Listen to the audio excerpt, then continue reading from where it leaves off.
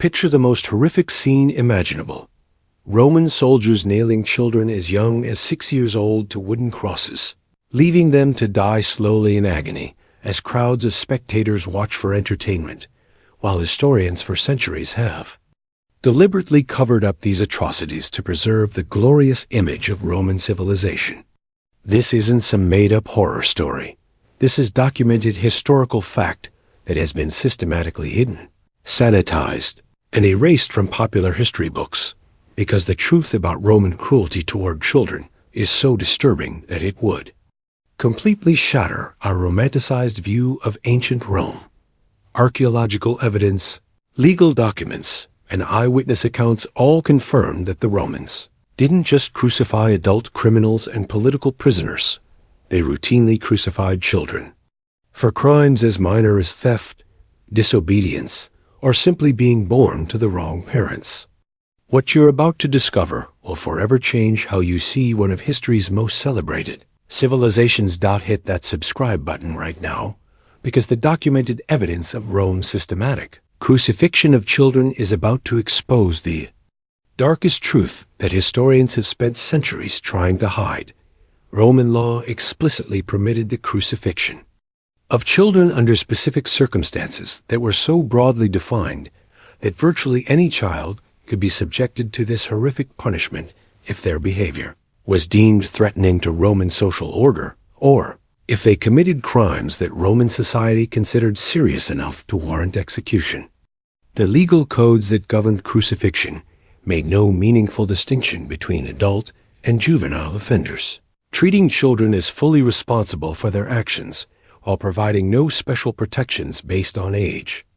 developmental capacity, or psychological understanding of their behavior. The 12 Tables, Rome's foundational legal document, established precedents that would allow for the execution of children who violated specific laws related to theft,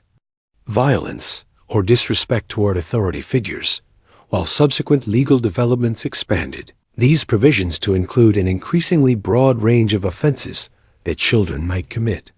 The legal philosophy underlying these laws viewed children not as developing human beings who required protection and guidance, but as potential threats to social stability who needed to be controlled through the fear of extreme punishment. Procedural requirements for sentencing children to crucifixion were surprisingly minimal, with Roman magistrates possessing broad discretionary authority to determine when a child's crimes warranted this ultimate punishment. Unlike modern legal systems that require extensive evaluation of juvenile offenders' mental capacity, family circumstances, and potential for rehabilitation, Roman law focused primarily on the nature of the alleged offense and its potential impact on social order, making it relatively easy for authorities to justify crucifying children who had committed relatively minor crimes. The social class distinctions that influenced crucifixion sentences reveal how Roman society systematically discriminated against children from lower-class families, slave families, and foreign populations when determining punishments for similar crimes. Children from wealthy Roman families who committed serious offenses were often sentenced to exile, property confiscation, or other punishments that avoided public execution, while children from disadvantaged backgrounds faced crucifixion for crimes that would have resulted in minor penalties for their more privileged counterparts. The legal precedents established through child crucifixion cases created a body of jurisprudence that normalized extreme violence against minors while providing detailed procedural guidelines for implementing these punishments. Roman legal scholars wrote extensive commentaries on the proper methods for crucifying children of different ages, the appropriate duration of suffering before death, and the legal requirements for conducting these executions in ways that would maximize their deterrent effect on other potential juvenile offenders. The integration of child crucifixion into Rome's broader legal framework demonstrates how systematic violence against children had become institutionalized within Roman society, with legal professionals, government officials, and military personnel all participating in a system that treated the torture and execution of minors as normal government activity. This institutional support made it virtually impossible for individuals to challenge or resist child crucifixion practices without facing serious legal consequences themselves. The international application of Roman crucifixion laws extended these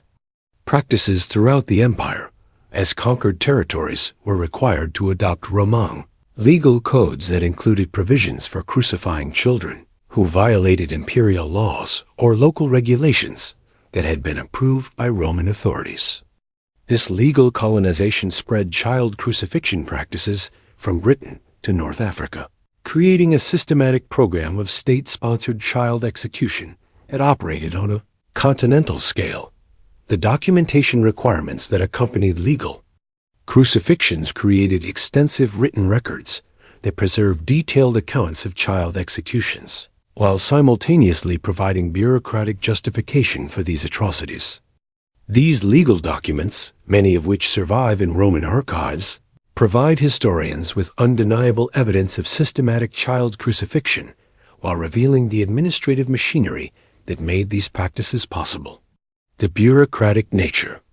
of these records shows how Roman society had transformed the torture and execution of children into routine governmental procedure that was conducted with the same administrative efficiency used for tax collection or military recruitment.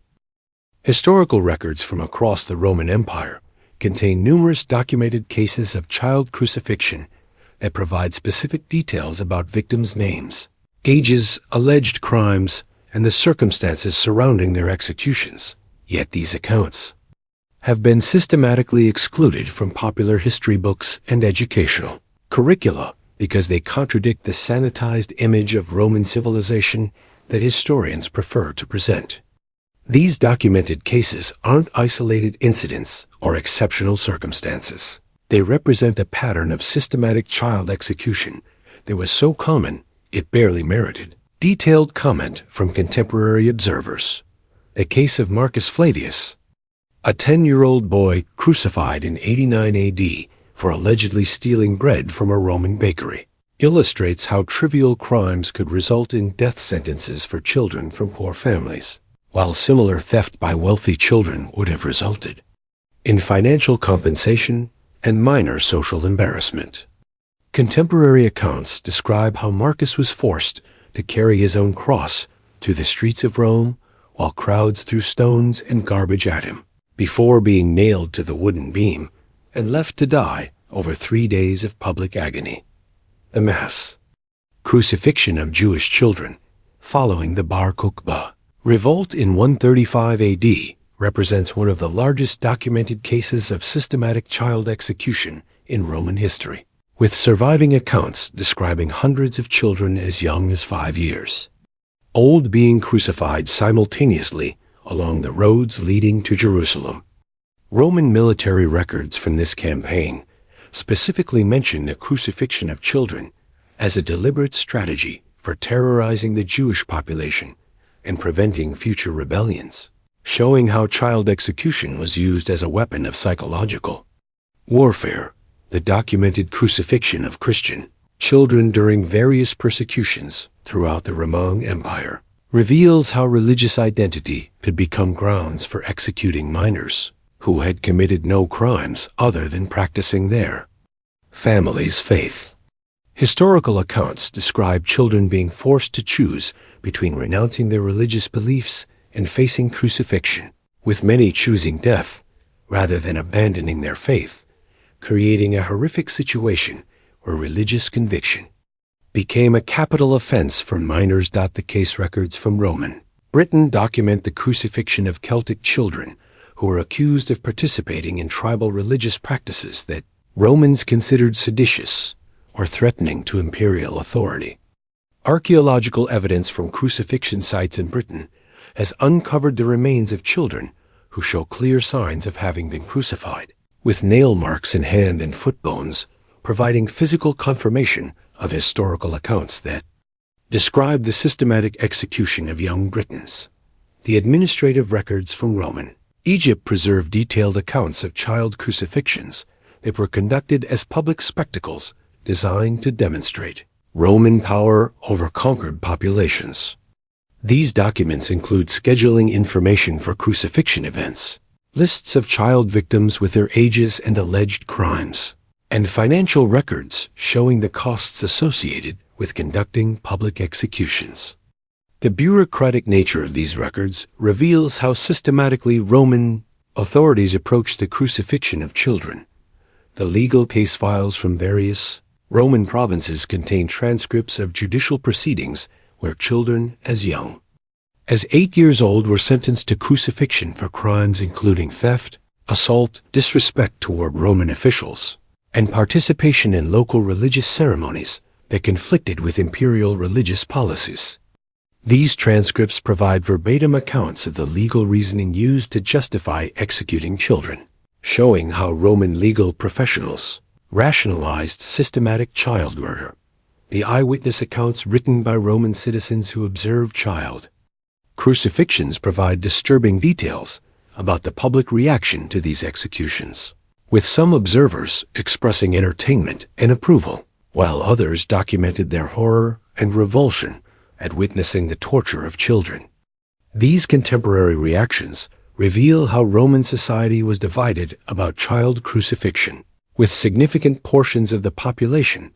accepting or even enjoying the spectacle of child suffering, while others recognized the fundamental immorality of these practices. The correspondence between Roman officials and imperial authorities includes discussions about the effectiveness of child crucifixion as a deterrent measure and debates about whether executing children was strategically beneficial for maintaining social order and imperial control over diverse populations throughout the empire. Archaeological excavations throughout former Roman territories have uncovered physical evidence that conclusively proves the systematic crucifixion of children, including skeletal remains with distinctive nail marks, crucifixion sites specifically designed for executing minors, and burial grounds that contain the bodies of children who died from crucifixion-related injuries. This physical evidence provides undeniable proof that child crucifixion wasn't just mentioned in historical documents. It was a widespread practice that left permanent traces in the archaeological record that modern forensic techniques can identify and analyze.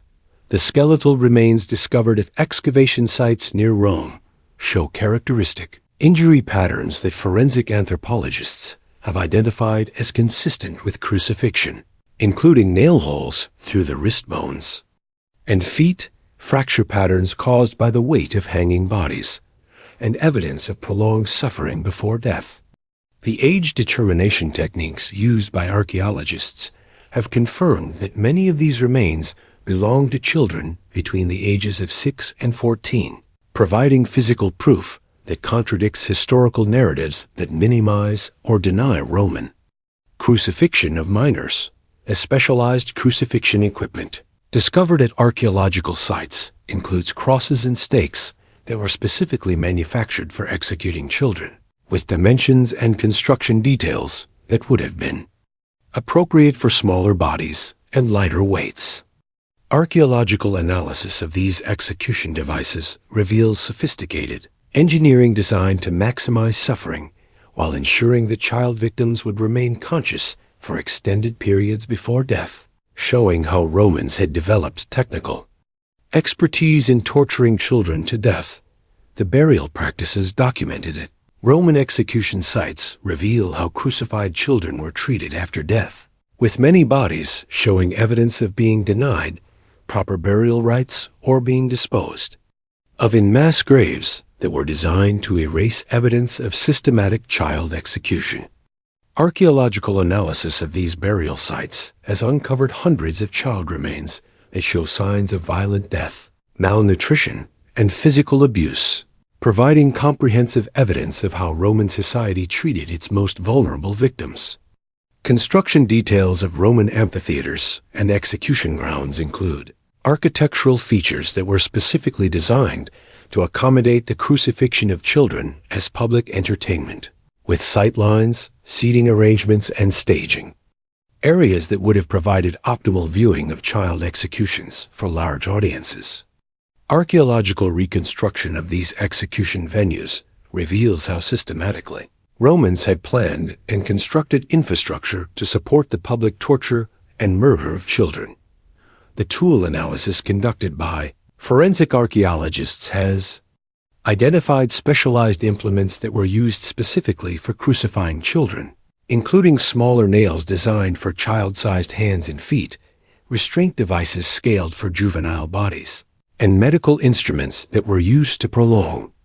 suffering during execution. The technological sophistication of these tools reveals how much effort and resources Roman society devoted to perfecting methods for torturing children to death. The stratigraphic analysis of Roman-era archaeological layers has revealed that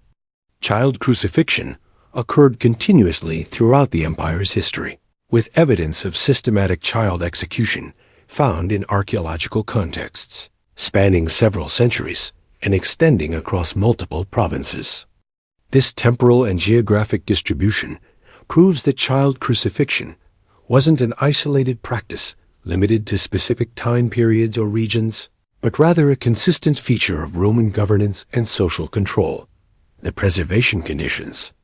at various archaeological sites have allowed researchers to recover organic materials, including wood from crucifixion crosses, textile fragments from victims' clothing, and even preserved soft tissue that provides direct physical evidence of crucifixion trauma.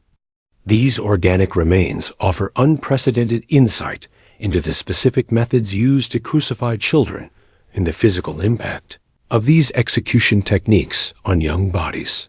The comparative analysis between different archaeological sites has revealed standardized procedures and equipment used for child crucifixion throughout the Roman Empire, suggesting that these practices were systematically organized and implemented according to established protocols rather than being random acts of violence by individual officials or communities. The systematic concealment of Roman child crucifixion by generations of historians represents one of the most successful cover-ups in academic history, driven by a combination of institutional racism, religious apologetics, and cultural nationalism that has prioritized protecting romanticized images of classical civilization over acknowledging the systematic torture and murder of children that was integral to Roman society. This deliberate historical revisionism has created a false narrative about Roman glory that requires ignoring or minimizing the empire's most horrific practices. The academic establishment's investment in promoting Roman civilization as a foundational model for Western culture has created powerful incentives for historians to downplay or completely ignore evidence of systematic child abuse, as acknowledging the extent of Roman cruelty toward children would undermine narratives about classical antiquity that serve important ideological functions in modern educational and political systems. University history departments, textbook publishers, and cultural institutions have all participated in maintaining this false historical narrative. The religious motivations that have influenced historical scholarship about Rome include Christian apologetics that seek to minimize pre-Christian brutality in order to emphasize Christianity's civilizing influence, while simultaneously avoiding detailed examination of how Christian Romans continued many of the same practices after religious conversion. This religious bias has created historical blind spots that serve theological purposes rather than historical accuracy, leading to systematic omission of evidence that contradicts preferred religious narratives. The nationalist and cultural supremacist ideologies that have shaped Western historical scholarship have created additional incentives to present Roman civilization in positive terms, as European and American societies have claimed Roman heritage as justification for their own imperial projects and cultural superiority claims.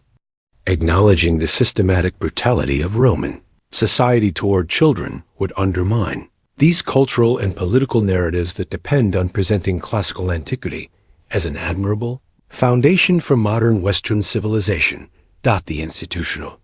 structures of historical scholarship have created professional incentives that discourage research into topics like child crucifixion, as academic careers depend on publishing research that conforms to established scholarly consensus and contributes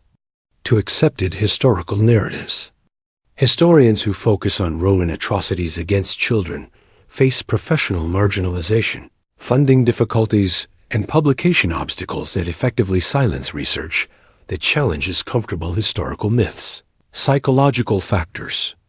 that influence historical scholarship include cognitive biases that make it difficult for researchers to fully confront evidence of systematic child abuse, as the emotional impact of studying these materials can create unconscious motivation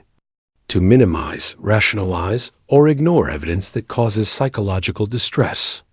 The human tendency to avoid disturbing information has contributed to historical scholarship that prioritizes emotional comfort over factual accuracy. The economic interests that support sanitized Roman history include tourism industries, educational, publishers, and cultural institutions that profit from presenting classical antiquity as an attractive and inspiring period of human achievement. These economic stakeholders have financial incentives to suppress historical research that would make Roman civilization less appealing to tourists, students, and cultural consumers who prefer inspiring historical narratives to disturbing historical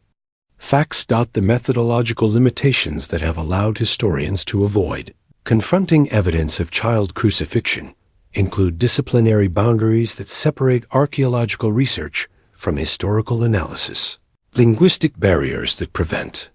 comprehensive analysis of primary sources, and research methodologies that prioritize elite perspectives over victim experiences.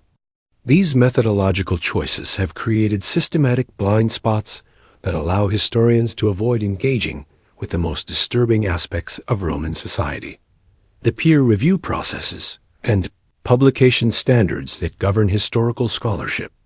have created institutional mechanisms for suppressing research that challenges established historical narratives, with editorial boards and academic journals systematically rejecting research that presents Roman civilization in ways that contradict accepted scholarly consensus. This institutional censorship has prevented the dissemination of research that would force acknowledgement of Roman child crucifixion. The international academic networks that shape historical scholarship have created global consensus around sanitized versions of Roman history that serve the cultural and political interests of Western societies while ignoring the experiences of victims whose suffering contradicts preferred historical narratives. The systematic crucifixion of children served crucial psychological warfare and social control functions within Roman imperial strategy, as Roman authorities understood that terrorizing children would create fear throughout entire populations, while demonstrating the empire's willingness to use unlimited violence against anyone who challenged imperial authority. This wasn't random cruelty or emotional violence. It was calculated state terrorism designed to break the psychological resistance of conquered peoples and maintain social order through the systematic brutalization of the most innocent and vulnerable members of society. The strategic targeting of children for crucifixion was specifically designed to destroy the psychological resilience of family and community structures that might otherwise provide foundations for resistance against Roman rule, as parents who witnessed the torture and execution of their children would be psychologically incapable of organizing effective opposition to imperial authority. Roman military strategists had learned that breaking parental bonds and community solidarity was more effective than conventional military campaigns for maintaining long-term control over conquered territories. The public nature of child crucifixion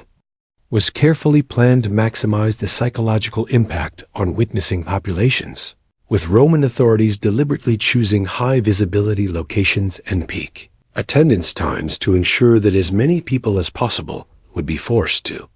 witness the torture and death of children.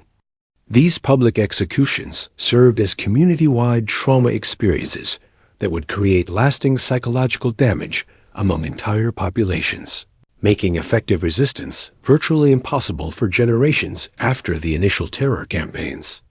Selection criteria used for choosing child victims reveals how Romans understood the psychology of terror and deliberately chose children whose deaths would create maximum emotional impact on their communities. Roman authorities typically selected children who were well known within their communities, came from respected families, or had personal characteristics that would make their suffering particularly heartbreaking for observers. This systematic selection process shows how scientifically Romans approached the use of child murder as a weapon of psychological warfare. The timing and duration of child crucifixions were manipulated to extend the psychological impact of these executions, with Roman authorities deliberately prolonging the dying process to force communities to watch children suffer for days while being unable to provide assistance or comfort.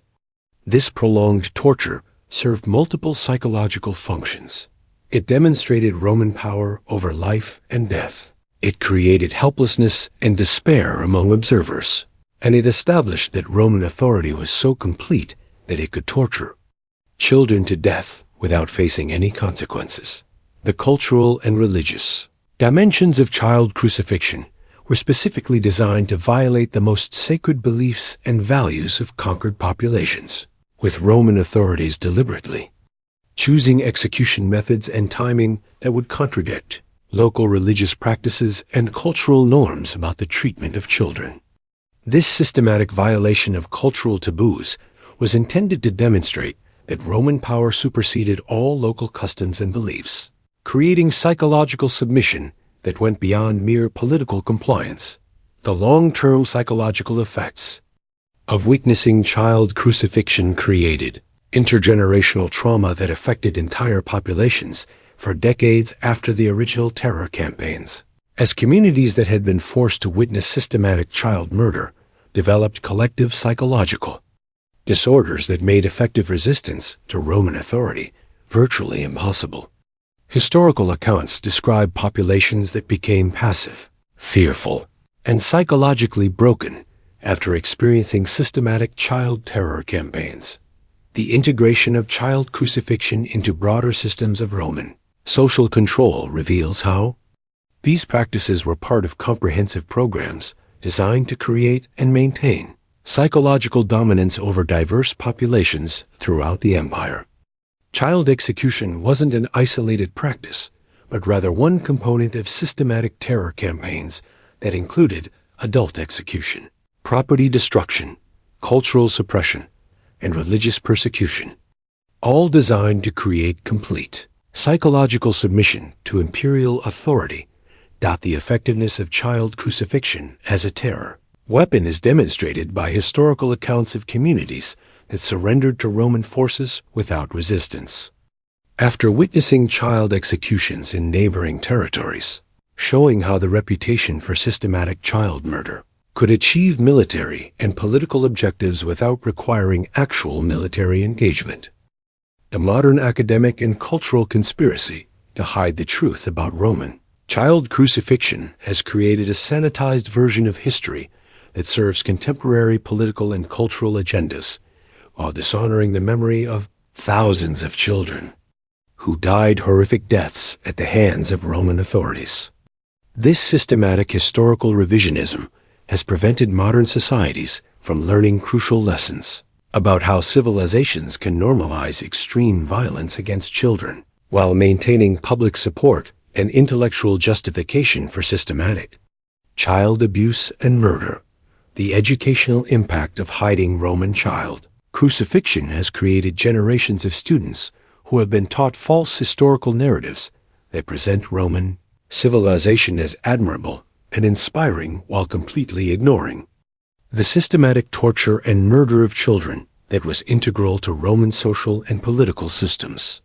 This educational malpractice has prevented students from developing critical thinking skills about historical sources and has created dangerous ignorance about how seemingly civilized societies can engage in systematic child abuse without losing social legitimacy or cultural approval.